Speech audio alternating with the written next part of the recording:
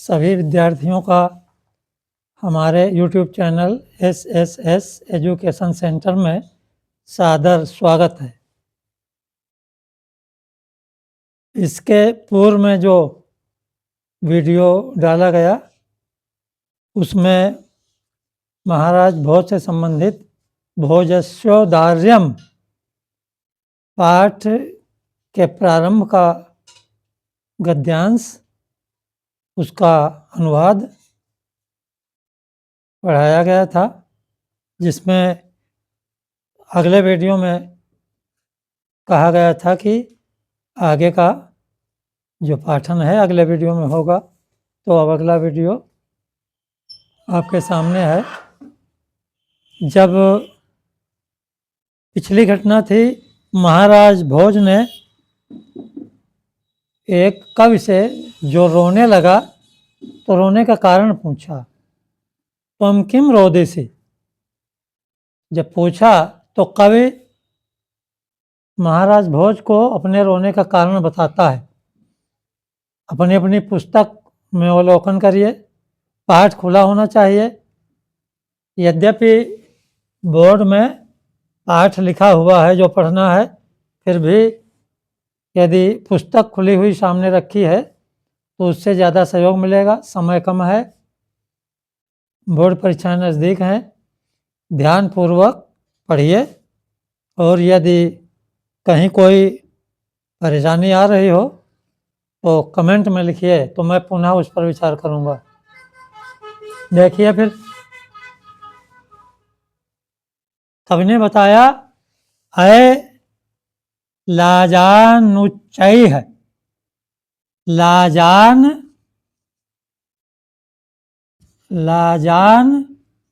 उच्चैः, ये है सब संधि कर दी गई। लाजान उच्चैः को लाजान उच्चैः, लाजा माने लाई, खील जो धान को परिवर्तित रूप में भूनकर बनाई जाती है, जिसे गांव की भाषा में लैया भी कहते हैं लोग। तो अय लाजान उच्चैः पथि, चूंकि ये काव्य है, ये श्लोक है, तो काव्य में पूरा वाक्य कभी कभी संभव नहीं होता, तो इसमें अपनी तरफ से समझना होगा। उसने बताया कि पथ माने रास्ते में, लाजान माने लैया के विषय में, उच्चैः माने ऊंचे ऊंचे स्वर में, वचनम आकर्ण्य गृहिणी, वचनम माने वचन या बातें, आकर्ण्य इसमें भी वैसे ही वचनम, वचनम आकर्ण्य,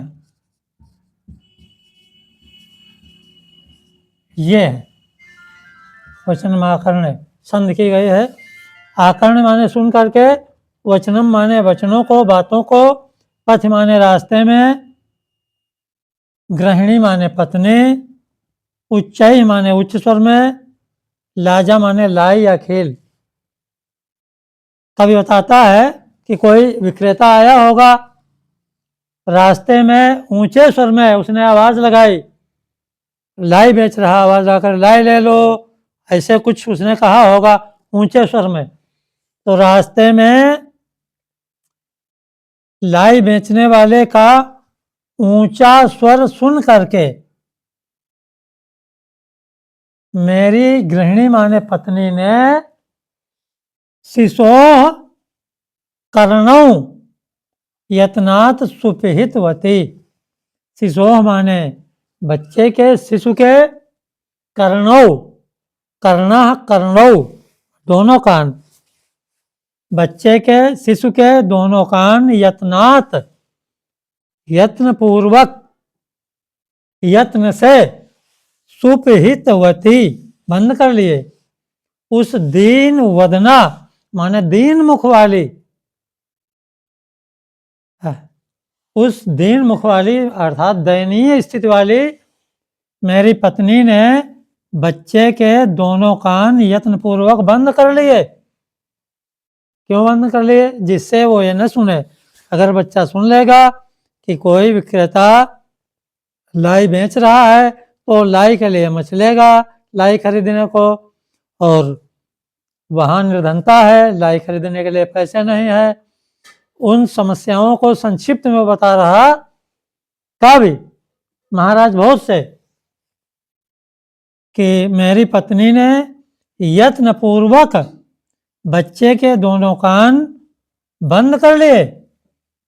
मैं छीणो पाए, मेरे उपाय क्षीण या उपायहीन होने पर, अर्थात मैं उपायहीन हूँ, मैं निर्धन हूँ, मेरे पास लाई खरीदने के लिए पैसे नहीं है, तो मेरे क्षीण उपाय होने पर यद कृतम जो किया गया, दृशाव अश्रु, दृशाव अश्रु जोड़ के बना है, अश्रु माने आंसू, यद क्रिया किया जो किया गया, आंसू बहाना, बहुले माने अत्यधिक, अत्यधिक आंसू बहाना किया गया। मान अर्थात मैंने जो किया तो बहुत आंसू बहाए और कुछ नहीं कर पाया, मैं उपायहीन हो गया और मेरे द्वारा जो किया गया वो बहुत आंसू बहाए गए। तत् अंतः, इसमें भी संधि है,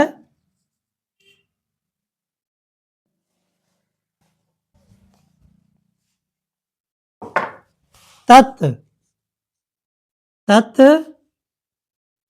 अंतः,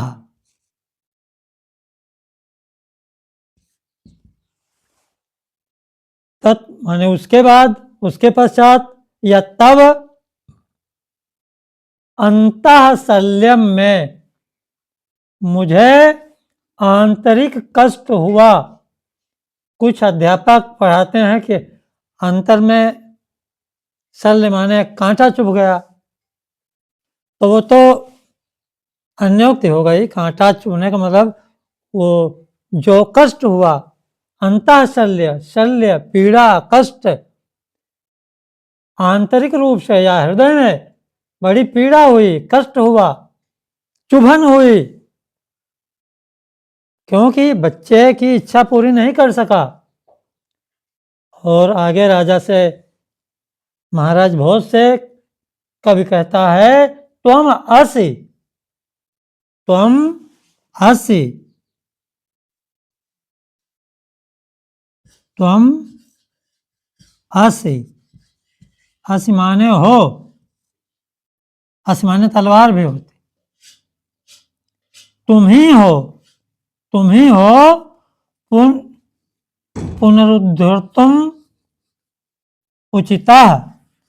अब इसमें देखो विच्छेद हो जाएगा, पुनः उद्धर्तुम, इसमें भी तुमुन प्रत्यय है, उद्धार में तुमुन प्रत्यय का प्रयोग करके उद्धर्तुम बनाया गया है, और ये मुचिता में उद्धर्तुम उचिता ये शब्द जुड़े हैं।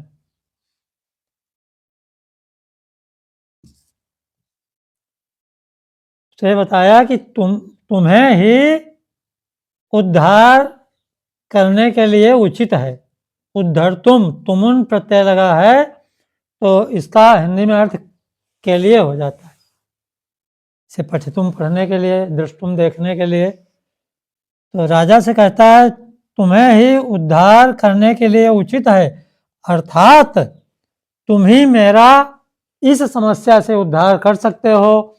मेरी जो निर्धनता है कि मैं अपने बच्चे को लाई तक नहीं खरीद सका, तो इस पीड़ा को, इस दुख को, इस समस्या को तुम ही समाधान कर सकते हो, या इस समस्या से हमारा उद्धार तुम्हें ही करना उचित है। यह इसका हिंदी अनुवाद हुआ। अब ठीक से इसको पढ़िए, समझिए। यदि कहीं कोई तुमको परेशानी लगे तो कमेंट बॉक्स में कमेंट डालिए, मैं पुनः इस पर विचार करूँगा। धन्यवाद।